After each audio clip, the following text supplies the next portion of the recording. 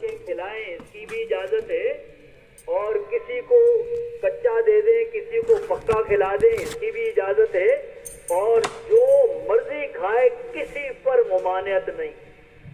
یہ بالکل فضول باتیں ہیں جو لوگوں نے اپنے پاس سے بنا رکھی۔ ابو داؤد شریف میں حضرت بریدہ رضی اللہ تعالیٰ عنہ کی روایت ہے کہ زمانہ جاہلیت میں ہم لوگوں کا یہ طریقہ تھا، دستور تھا کہ جب کسی کے ہاں لڑکا پیدا ہوتا تو وہ بکری یا بکرا ذبح کرتا اور اس خون سے بچے کے سر کو رنگتا تھا۔ وہ بکری یا بکرے کا خون لے کے بچے کے سر پہ وہ روئی کے ساتھ خون لے لیتے تھے اور پھر وہ روئی سر پہ رکھ کے مل دیتے تھے، سارے سر پہ خون لگا دیتے تھے، اور یہ غلط طریقہ تھا۔ اللہ کے رسول نے اس کو منع کر دیا۔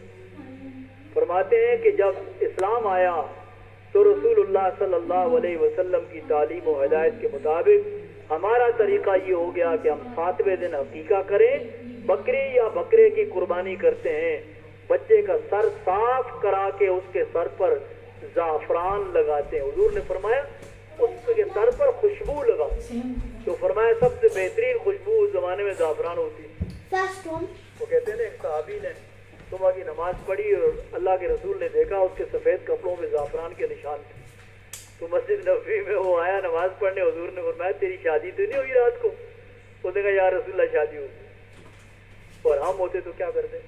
تیرے سے تو بس اب ساری زندگی ہم بولیں گے شادی کیوں پوچھا بھی نہیں، صحابی نے شادی کی حضور کو نہیں پوچھا، حضور بالکل ناراض نہیں ہوئے، حضور نے صرف اتنا پوچھا کہ تیرے کپڑے پہ زعفران لگا ہوا ہے، یہ اس بات کی دلیل ہے کہ تیری شادی تو نہیں ہوئی؟ اس نے کہا یا رسول اللہ میری رات کو شادی ہوئی، اور یہ زعفران اسی کی نشانی۔ تو زعفران کو خوشبو کے لیے بھی استعمال کرتے تھے، یہ دل کی تقویت کے لیے بھی ہوتا ہے، دوائیوں میں بھی لگتا ہے، بہت اعلیٰ چیز ہے، لیکن یہ خوشبو کے لیے بھی استعمال ہوتا ہے۔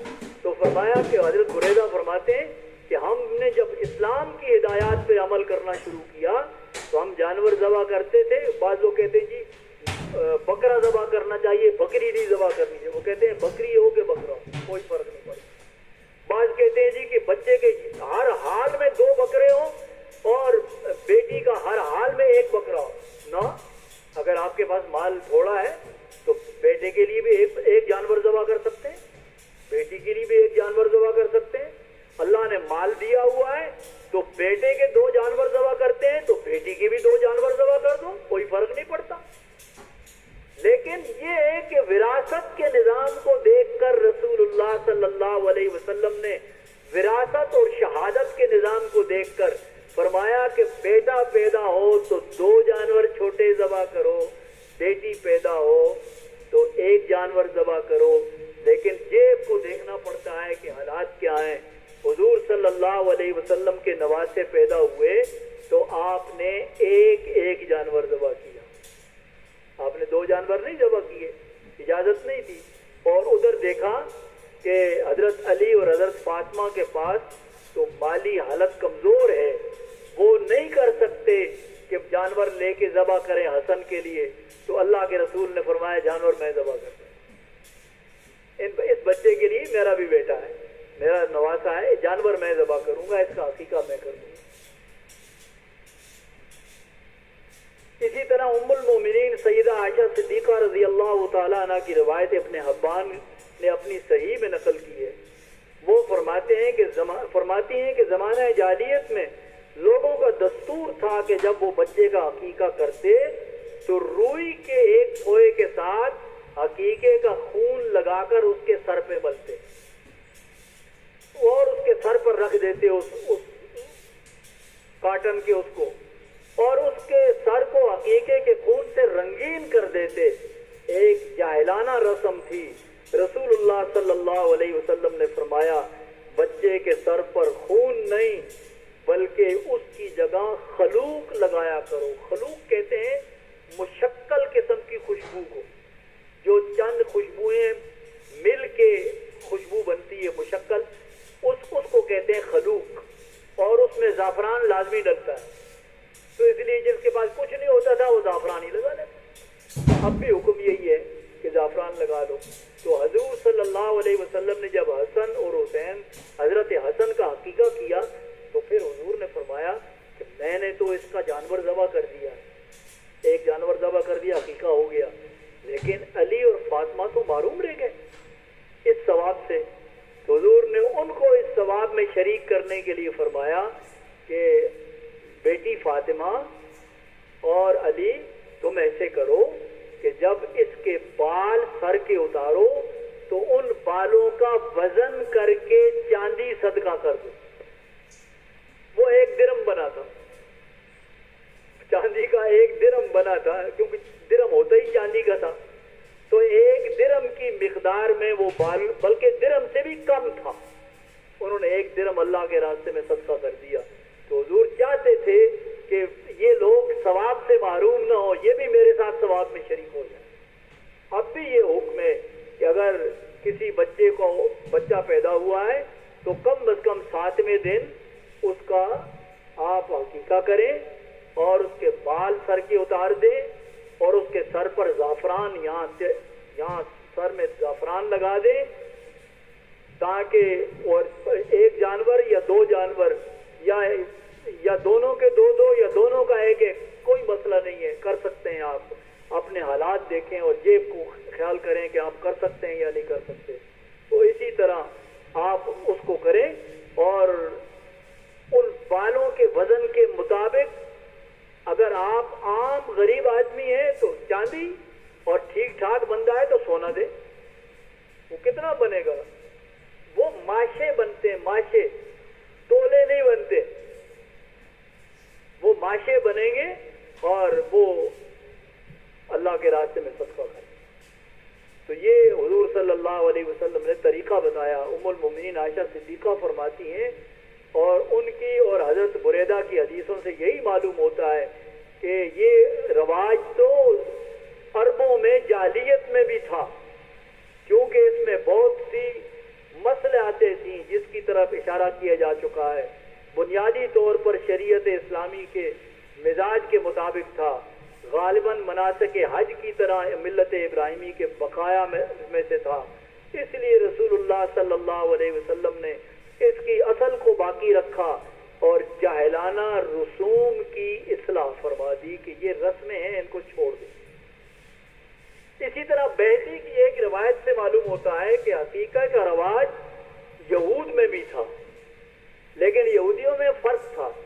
وہ بیٹے کا عقیقہ کرتے تھے, بیٹی کا نہیں کرتے تھے. تو رسول اللہ صلی اللہ علیہ وسلم نے محسوس کیا کہ یہ بیٹی کے ساتھ زیادتی ہے. تو اللہ کے رسول نے فرمایا بیٹی کا بھی عقیقہ کرو, بیٹے کا بھی عقیقہ کرو. وہ نہیں کرتے تو نہ کریں, اس لیے کہ ہمارے ہاں تو اللہ رب العالمین نے نظام وراثت میں بیٹی کو اصل قرار دیا ہے کہ بیٹے کو اس کا ڈبل دو جتنا بیٹی کو دیتے ہو.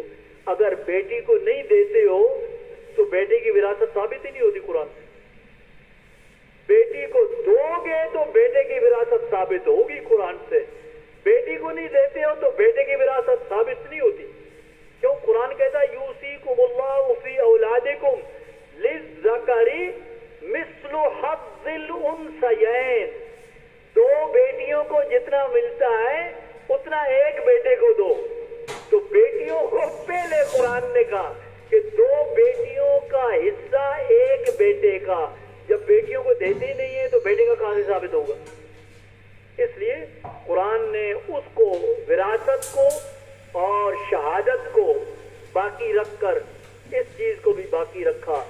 اور اسی طرح ام کرز کی روایت ہے, ترمذی شریف اور نسائی شریف میں روایت کرتے ہیں کہ میں نے رسول اللہ صلی اللہ علیہ وسلم سے سنا, آپ حقیقے کے بارے میں فرما رہے تھے کہ لڑکے کی طرف سے 2 بکریاں کی جائیں, لڑکی کی طرف سے 1 بکری.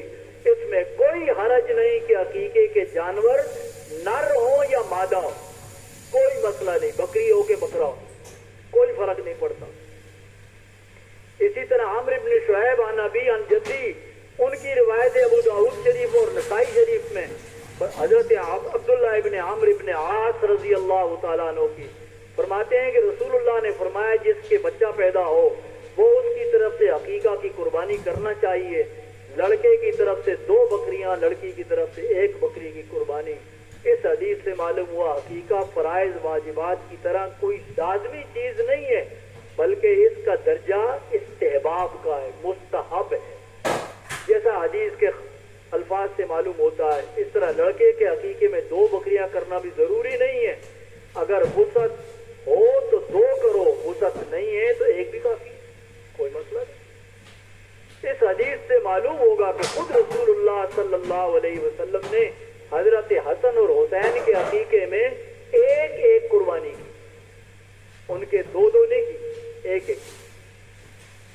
اور اسی طرح ابو داؤد شریف، ترمذی اور نسائی میں حضرت حسن بصری نے حضرت سمرہ بن جندب رضی اللہ تعالیٰ عنہ سے روایت کیا ہے کہ رسول اللہ صلی اللہ علیہ وسلم نے فرمایا ہر بچہ اپنے عقیقے کے جانور کے عوض میں رہن ہوتا ہے. رہن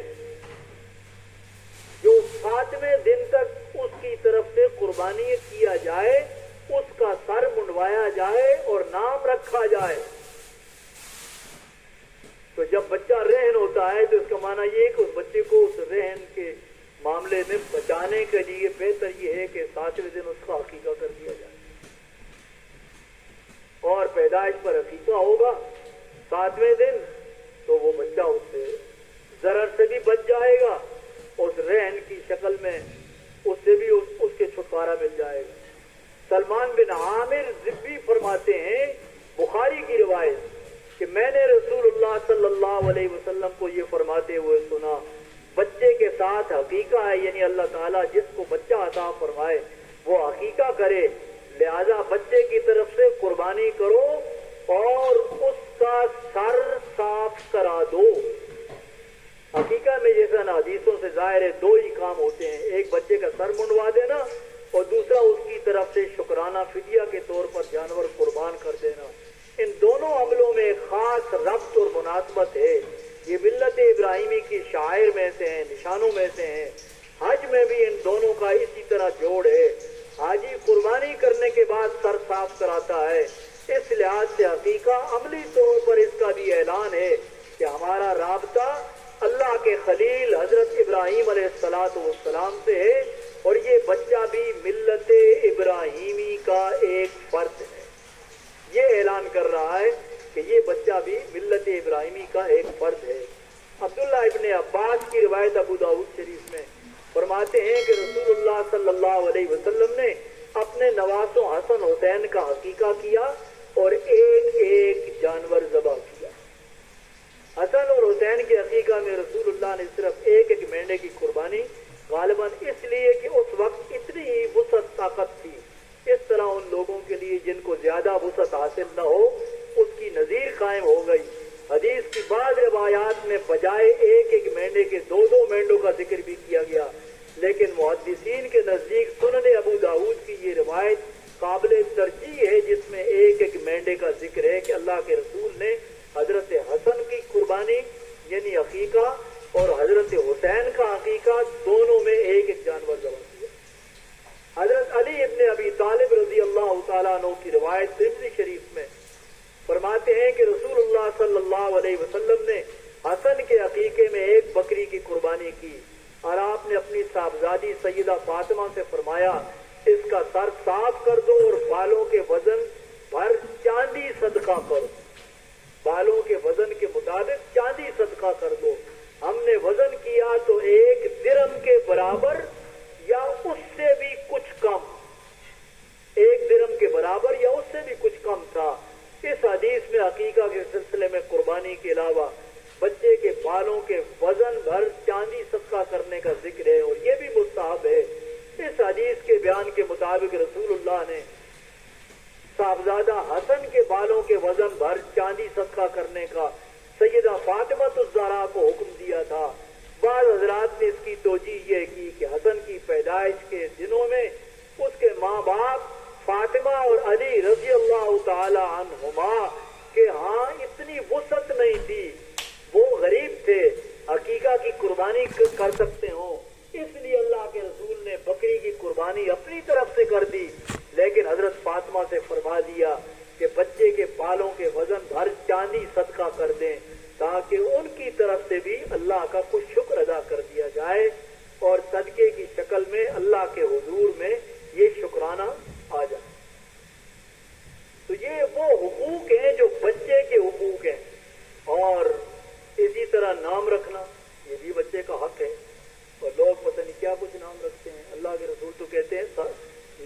لمحے گزرے ہیں 1,24,000 کم و بیش. ان کے نام تھوڑے ہیں کہ تم بیکار نام رکھتے ہو. ان کے ناموں پہ نام رکھو. ان کے ناموں کے علاوہ اور نام بہت اچھے اچھے نام ہیں, ان ناموں پہ نام رکھو, لیکن غلط نام نہ رکھو. بعض لوگ بچی کا نام رکھ دیتے ہیں ملائکہ. ملائکہ نام ہی غلط. ملائکہ جمع ہے, ملک فرشتے کو کہتے ہیں. ملائکہ فرشتے, بہت سارے فرشتے. لڑکی ایک ہے اور بہت سارے فرشتے کہاں سے آ گئے؟ یہ نام ہی ٹوٹل غلط. اسی طرح لوگ صوبیہ نام رکھتے ہیں, یہ نام غلط ہے. لفظ صویبہ, یہ حضور کی والدہ ہیں, دودھ شریک ماں ہیں, ان کا نام غلط نہیں لینا چاہیے. تو یہ لفظ صویبہ, لوگ کہتے ہیں صوبیہ. صوب کہتے ہیں کپڑے کو, کپڑے والی. نہیں, صویبہ نام ہے حضور کی اس والدہ کا جس کا حضور نے دودھ پیا تھا.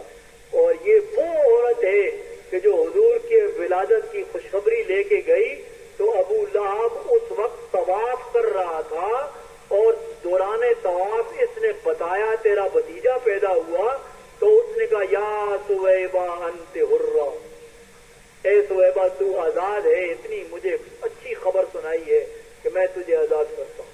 اس نے آزاد کر دیا.